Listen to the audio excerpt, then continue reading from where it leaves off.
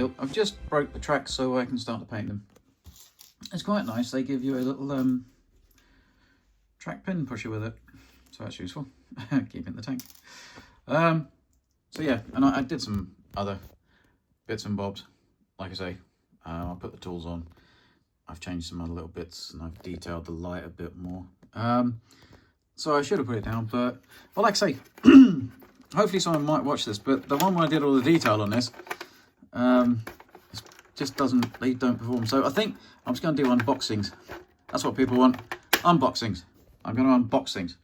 This is a pair of pliers I took out of a box. Anyway, so I'm going to rub these down because they've got some pin marks in. Each track link, because I want to get rid of that. You won't really see it when it's running on it, but it's just my silliness. And also, it doesn't really harm to rough it up a little bit so the paint holds. So I'm just putting a dusting on the tracks. I don't think it goes on a bit uneven. And it's just, I just mixed up some track muck from some flat earth and a bit of buff. I think it was buff. Yeah, and just for reference, and just slowly build it up with your airbrush. All right. So, wait a minute. So with my airbrushes, I need one with a bigger needle because this is for really close work, so you know, so I can do things like that. Oh, wait a minute. Things like that for camouflage, but we're trying to fill somewhere with colour. It's a bit monotonous. Anyway, let's carry on. Right, so there we go. It's a bit of a subtle difference because it's not, when tracks are being used, they don't really rust up massively, but this is just the base. So I'm going to put washes on this.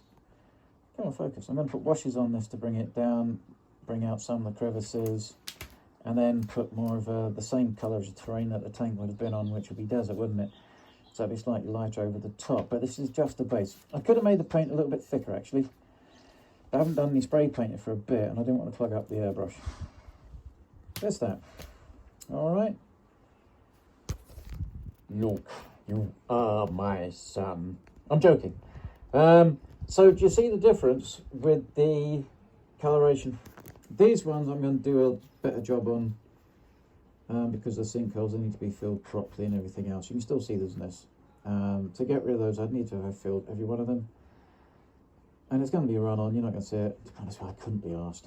So yeah, so it's just subtle, and this is the base tone to go from. All right, and we'll crack on from here. I'm now using Ammo Track Wash.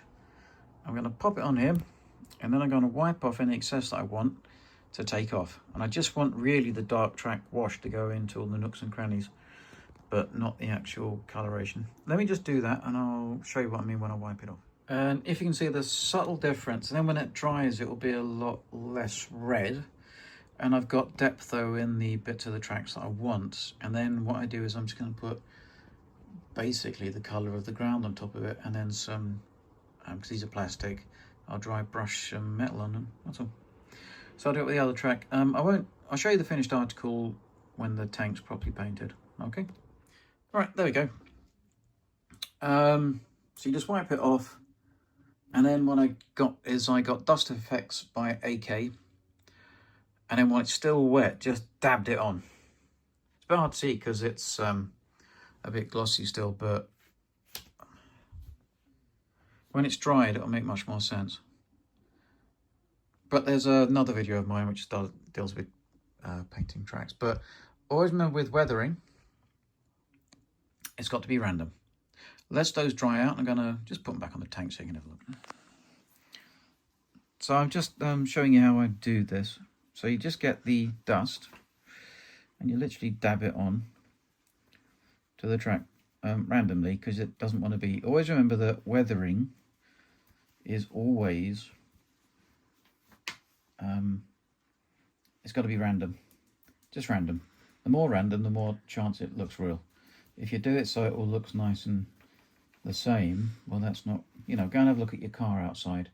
You'll find that your car is quite a good object to look at for weathering, because with the bad weather and stuff, you get mud and stuff chucked up it. You can see and observe where the mud and everything goes and how it works with the car movement.